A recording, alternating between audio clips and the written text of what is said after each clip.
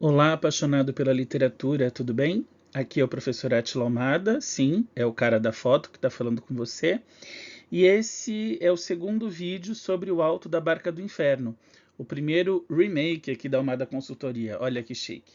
Se você curte literatura, se a literatura dramática, se as peças de teatro interessam a você, não se esqueça de se inscrever aqui no canal, deixar o like nesse vídeo, verificar se as notificações estão ativas para você receber todo o nosso conteúdo e, claro, compartilhá-lo com seus amigos. Vamos então falar dos personagens de Alto da Barca do Inferno, cada um dos personagens que se apresentam à cena. E é importante que, para a gente entender os personagens, você assista a primeira parte desse nosso papo. O link está fixado aqui na descrição do vídeo, para que você entenda como funcionava o teatro vicentino, né, o teatro de Gil Vicente ali no século XVI e todo o contexto da época. Eu não vou voltar a isso, eu vou partir daqui para os personagens, beleza? Bom, como é que eu organizei essa parte dos personagens? Eu trouxe os personagens pela ordem em que eles aparecem na cena. Eu poderia dividi-los entre céu e inferno, mas aí eu quebraria a ordem da peça. A ordem da peça é muito interessante porque os personagens aparecem não exatamente por medida de importância. Eu não diria que existe uma importância maior ou menor, mas existem algumas quebras e alguns intermédios que funcionam muito bem como costuras para a peça. Então, entender a ordem desses personagens é fundamental. Um outro detalhe importante é que existem nas tabelinhas que eu fiz algumas identificações de objetos que esses personagens carregavam. Por que esses personagens, mesmo depois de mortos, carregavam objetos? É importante eu lembrar você de que o Alto da Barca do Inferno é uma peça totalmente baseada na moral católica. Como eu expliquei no vídeo anterior, a moral católica e a moral social de Portugal no século XVI, no comecinho do século XVI, se misturavam, porque a religião católica era uma religião de Estado, era a religião oficial de Portugal. Então, quando você vê mortos que chegam para o seu julgamento, para descobrirem se vão para o céu ou para o inferno, carregando objetos, você tem uma pista interessante. Por quê? Porque objetos representam o mundanismo. Está nas escrituras que quando você morre, obviamente você não leva nada. O que vai para o outro lado, seja o lado de cima ou o lado de baixo, é a sua alma. E a sua alma vai se dirigir de acordo com as ações que você teve em vida. Então, se você teve ações de acordo com a moral católica, seguiu os dogmas da igreja, se confessou, foi dizimista, fez primeira comunhão, depois crismou, casou, enfim, adequou-se a todos os sacramentos, você vai para o céu. Agora, se você aplicou-se a valores mundanos, foi materialista, foi apegado, cometeu qualquer outro tipo de pecado e não se redimiu, você vai para o inferno. Então, esses objetos que os personagens trazem, eles são indicativos de mundanismo e uma boa pista de que esses personagens têm o passaporte carimbado para a barca do diabo. Por quê? Porque eles estão justamente apegados ainda a objetos de uma vida que já terminou. Feito este pequeno introito, vamos então entender cada personagem. O primeiro personagem que aparece diante dos dois batéis, do batel do céu, onde está o anjo, e do batel do inferno, onde está o diabo com um ajudante, é um fidalgo. O que era um fidalgo para a sociedade portuguesa? Um fidalgo era um nobre. Então, o fidalgo, já que os personagens de Alto da Barca do Inferno são típicos, ele representa a nobreza, toda a nobreza. O fidalgo, porém, é um nobre de baixa estirpe.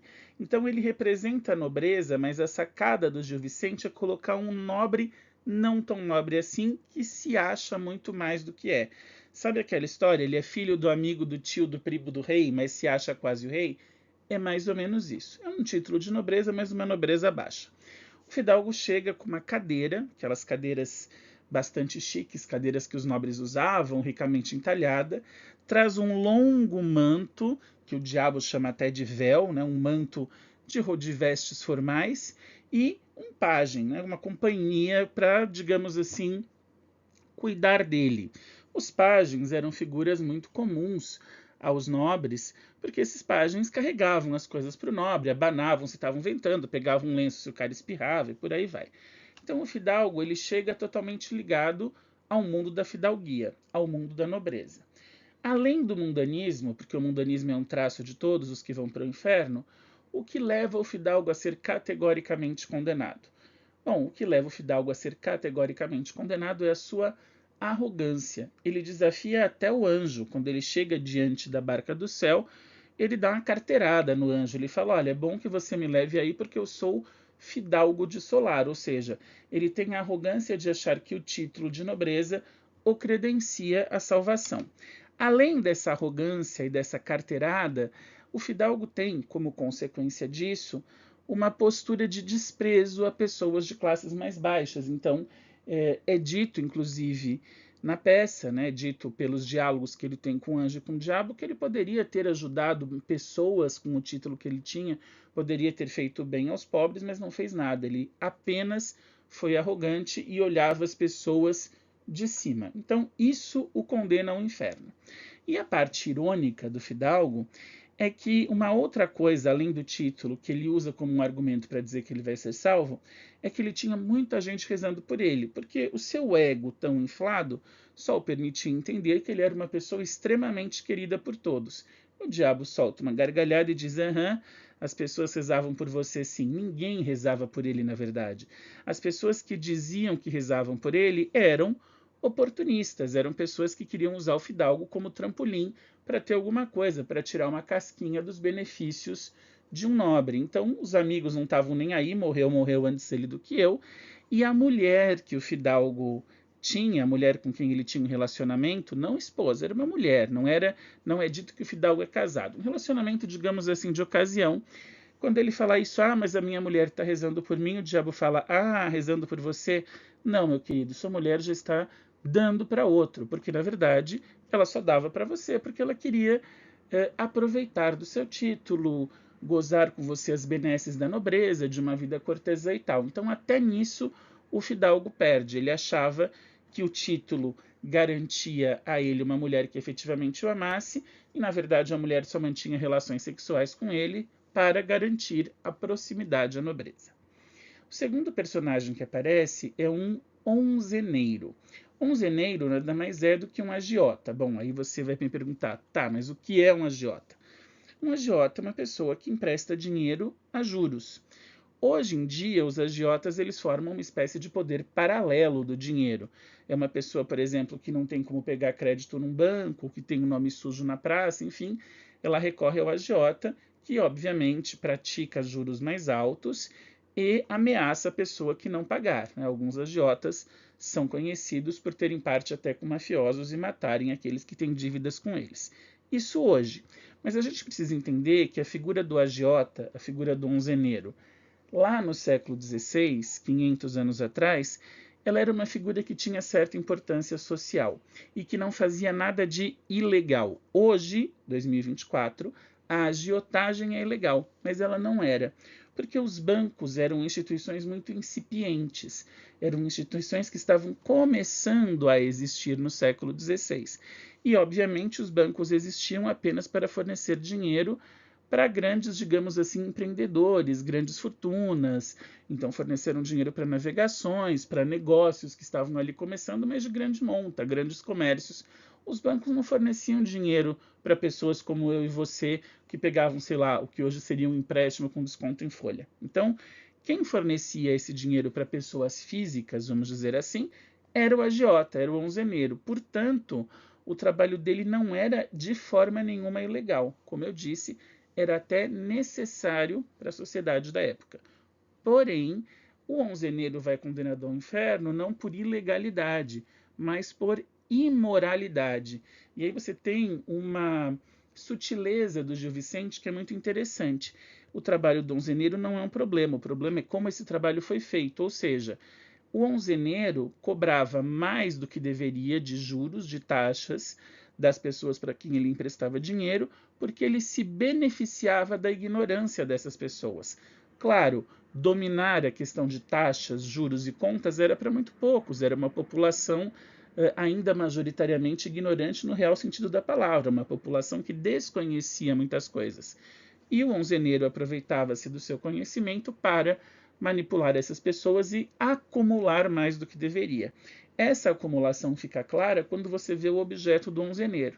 É uma bolsa de guardar dinheiro, que vem vazia, mas vem vazia porque o onzeneiro morreu de surpresa. Ele não esperava morrer. O onzeneiro tenta colocar a confissão como digamos, um bônus. Ele falava, puxa, mas eu me confessava. Quer dizer, vários desses personagens vão usar o expediente de ir à igreja para tentar se salvar, mas claro, sempre vem aquela questão de colocar na balança. Como as ações desabonadoras foram muito maiores do que as abonadoras, vai-se o onzeneiro para o inferno.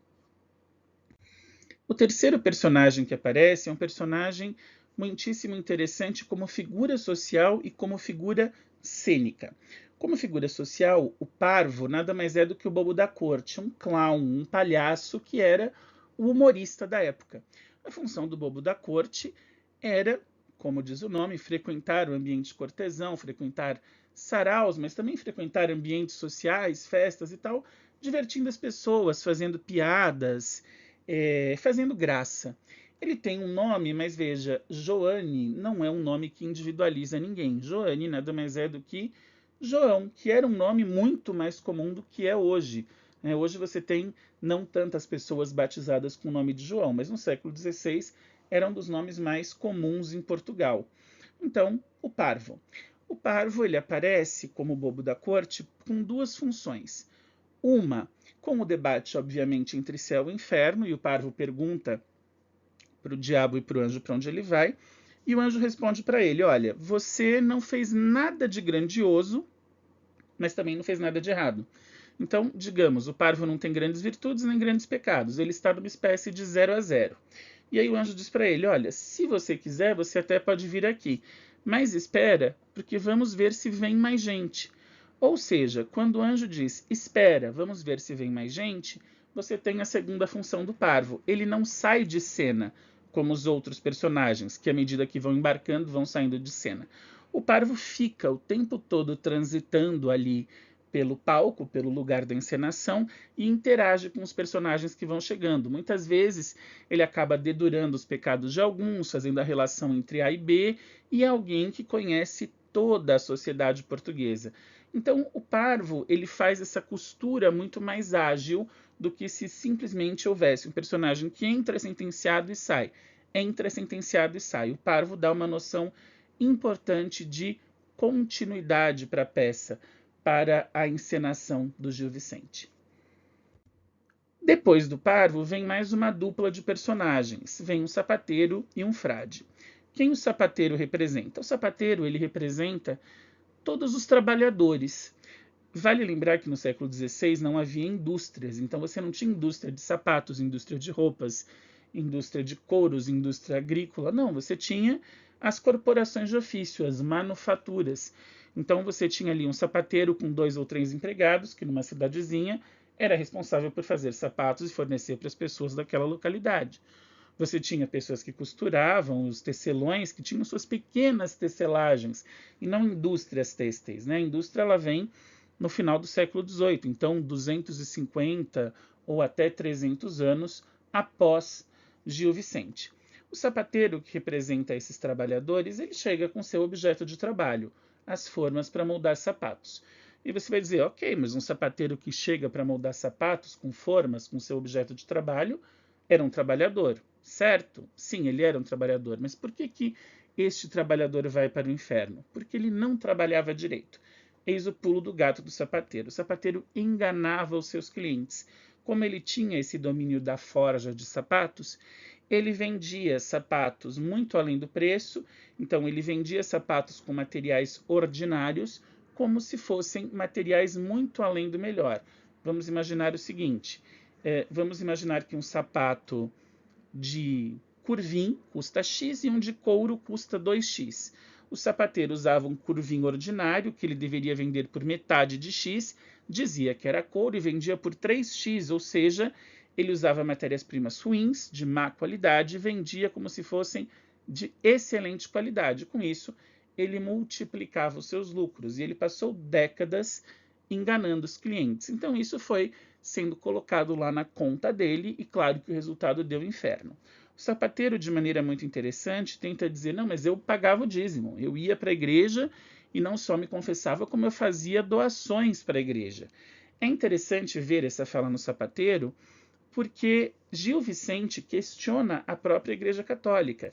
Igreja Católica que, à época, vendia a ideia de que a doação em dinheiro ou a compra de objetos supostamente sacros daria a salvação, né? Então você tem ali a venda das indulgências e você tem a prática de usura, que eram comuníssimas, e as pessoas compravam espécies de títulos de salvação à medida que davam dinheiro para a Igreja Católica.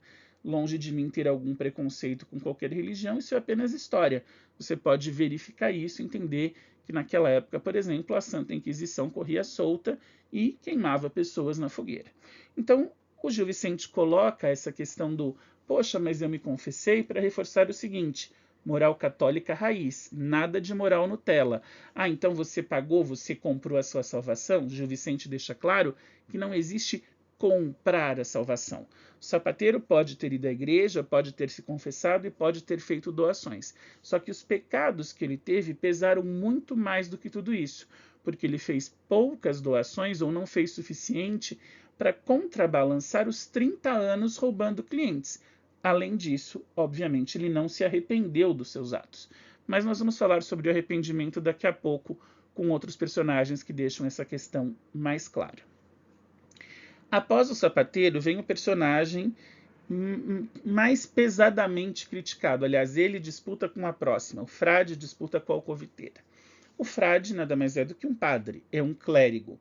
É alguém que representa a igreja. E aí você já está vendo, o frade para o inferno. Você fala, epá. Mas como assim? O cara que representava a igreja, que deveria ser um exemplo para que as pessoas, a partir desse exemplo, se salvassem, vai para o inferno? Vai. Justamente porque ele não foi exemplo. Aliás, ele estava longe de ser um exemplo. Você não sabe, aliás, você sabe, mas se não sabe, eu conto que para você ser um membro do clero da Igreja Católica, você faz 3 votos. O voto de pobreza, ou seja, você deixa tudo o que você tem, você abandona o seu dinheiro, abandona as suas posses e vai viver da maneira como a igreja mantiver você. Você faz o voto de castidade, que é o tal do celibato clerical, que o padre não pode ter relações, ele não pode se casar, enfim. E você faz o voto de obediência aos dogmas eclesiásticos. Então, esse triplo voto, ele deve ser seguido à risca por aqueles que querem se salvar, até porque os clérigos, eles devem dar um exemplo maior do que as pessoas normais. É justamente por isso que o frade é tão criticado, porque ele tem uma responsabilidade social dupla.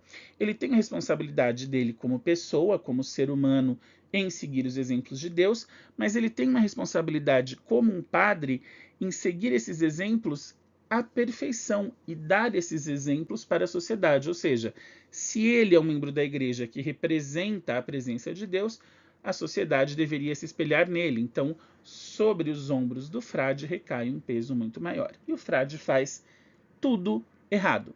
Ele chega com uma roupa de esgrima completa, com um escudo, com um capacete, com a espada, dançando e cantando tordião, que era uma dança de festas de serões da época, e chega com uma mulher ao lado, mulher que é apresentada com o nome Florença, mas Florença também era um nome comum à época, o nome dela não tem muito peso. E ele chega cantando, dançando com a mulher ao lado e começa a dizer salmos e tal, e fala, bom, eu vou ser salvo porque eu sou frade. Só que o diabo, em vez de dizer, vão, entra que você vai para o inferno, ele provoca o padre, ou seja, ele faz o padre cantar, o padre dançar, o padre ensinar lições de esgrima, mostrar a mulher, para deixar bem claro para o público que o frade estava completamente fora do que deveria ser um clérigo. Aliás, numa das falas, numa das mais interessantes, o diabo pergunta, e aí, bonita essa mulher, é sua, frade? Ele fala, eu sempre tive essa mulher comigo. E o diabo fala, e aí, mas lá no convento não censuravam você, não lhe punham olhos no seu convento santo? E o padre fala, e eles lá fazem outro tanto. Ou seja, era uma prática comum e denunciada pela voz do próprio padre quando ele diz, eles lá fazem outro tanto, era uma prática comum a cleresia ter relações sexuais, ter parceiras, se casar, ter filhos, embora isso não pudesse acontecer.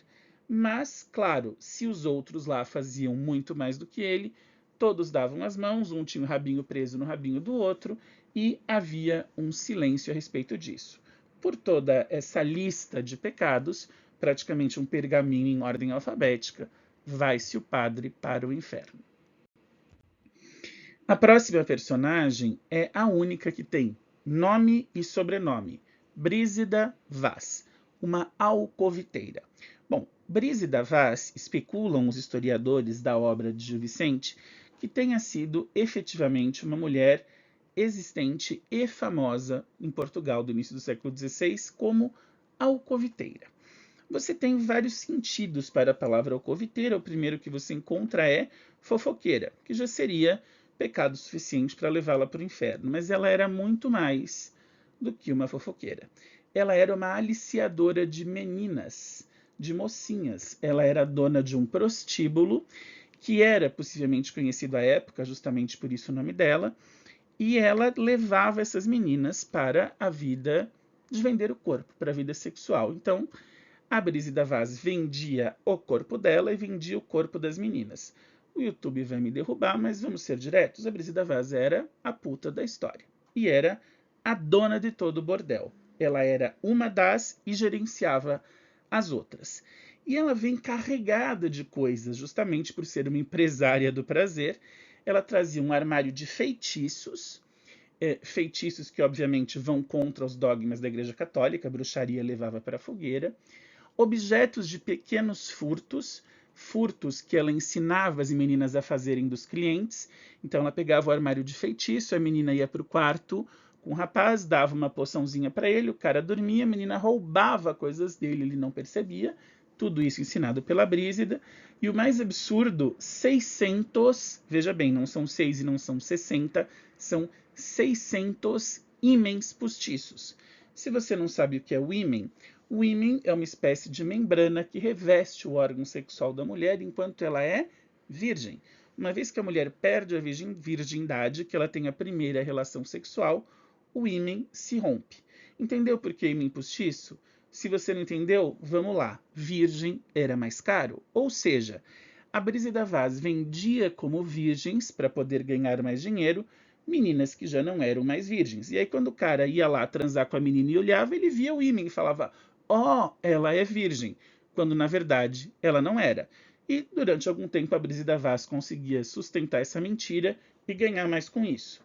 E aí você fala, bom, diante de tudo isso, a Brísida Vaz se curvou a sentença para o inferno, certo? Claro que não, errado, ela não se curvou. Por dois motivos. Um, que chega a ser hilário, né? Aliás, toda a peça é hilária. Ela diz que levava as meninas para a missa, então tudo bem ela ser a dona do puteiro, mas vai na missa, uau, foi salva. Segundo, ela servia a toda a sociedade, e a gente vai vendo isso ao longo da peça, tanto pela fala do Parvo quanto de outros personagens, que a Brísida Vaz servia aos juízes, aos advogados, ao sapateiro, ao onzeneiro, até o judeu que estava fora da moral católica, e também e principalmente aos padres, ou seja, além das suas mulheres fixas, os padres pegavam as prostitutas de Dona Brísida Vaz e aproveitavam momentos de orgia com elas. Brísida Vaz vai-se para o inferno.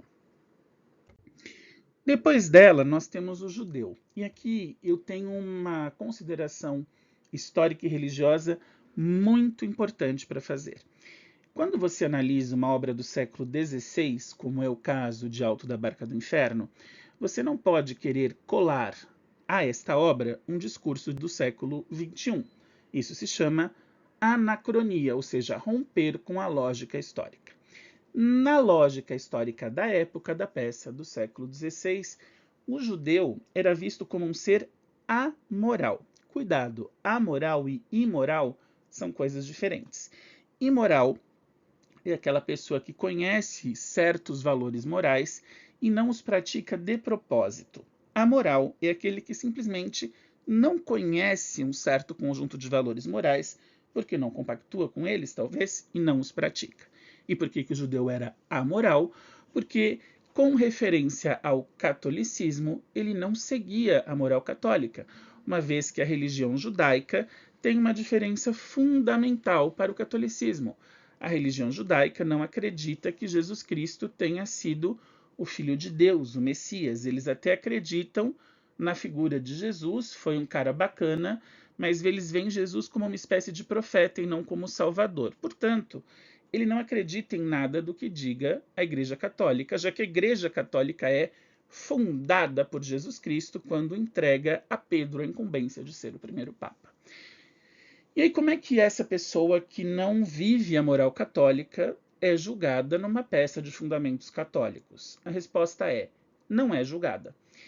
Na verdade, o que acontece é o seguinte: o judeu aparece com um bode às costas, um bode que era um animal de sacrifícios religiosos, e uma bolsa em que havia dinheiro. Então, há uma crítica social, sim, que critica o judeu como um acumulador e um amoral, mas ao mesmo tempo ele não pode ser julgado como os demais. Por isso, ele não poderia nem ser condenado ao inferno, nem levado ao céu, já que ele não acreditava em céu e inferno, e a moral religiosa dele era outra. Ele sofre desprezo e críticas do parvo, porque sim, havia antissemitismo à época, motivado pela questão religiosa. Ele sofre críticas bastante severas do parvo, ele é acusado de profanar túmulos, mijar na igreja de São Gião, ou seja, não dar valor a nada do que fosse da Igreja Católica, mas ele não é exatamente condenado. A tradução do português arcaico do Gil Vicente, ela deixa algumas brechas. Você tem a figura, por exemplo, historicamente do judeu errante, que é aquele cara que não tem um destino após a morte. É mais ou menos isso que acontece. Mas a versão mais aceita pelos tradutores e pelos estudiosos da literatura é que o judeu vá amarrado à barca do inferno. Mas veja, ele não vai dentro da barca do inferno. Ele vai amarrado à barca e segue para o reino, vamos dizer assim, dos mortos. Mas nem para o céu, nem para o inferno. Certo? Depois do judeu, tem mais uma duplinha dinâmica aqui, que é o corregedor e o procurador, que representa a justiça. Eles chegam praticamente juntos, mas existe uma divisão hierárquica. O corregedor, ele é o juiz, que está acima do advogado. O juiz, ele traz manuscritos que aguardavam julgamentos, uma pilha de processos, e é destinado ao inferno. Então a justiça também vai para o inferno? Vai, porque era uma justiça corrupta. O juiz é descrito pelo diabo como amante de perdiz. Perdiz é uma ave que é uma ave nobre, uma ave de fino corte, que era oferecida como suborno aos juízes, né? Aos juízes, enfim, aos advogados, mas mais aos juízes porque davam as sentenças.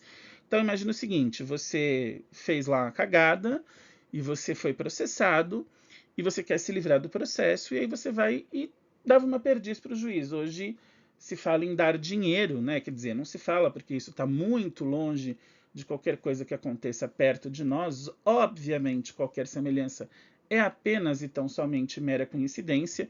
Juízes autoritários e que aceitam suborno, evidentemente, não existem. Existiam só na época do Gil Vicente. Então, o juiz traz os manuscritos e ele aceita subornos, ele vende sentenças, basicamente. Por vender sentenças é que o juiz vai para o inferno. O juiz, ele diz que morre confessado, mas claro que o peso das sentenças vendidas vai na balança muito mais para baixo do que o peso da confissão, já que o próprio juiz admite numa conversa entre ele e o procurador que mentiu na confissão, ou seja, eu me confessei, mas eu não contei os roubos que eu fiz, eu não contei o que eu lucrei por baixo do pano, e ele achou que mentindo para o padre estava mentindo para Deus. Mas dá para mentir para Deus? Não, Deus é onisciente, onipresente e onipotente. O procurador, que seria o advogado, vem logo depois com livros. Pressupõe-se que esses livros eles representem aí o conjunto de leis. O procurador, ele não se confessou, ele diz que não teve tempo de se confessar. Só por isso ele já ia para o inferno, já que a confissão e a Eucaristia são dois sacramentos fundamentais para a vida de um católico. A confissão, e uma vez confessado, você tem o direito a receber a Eucaristia, que é a comunhão na missa.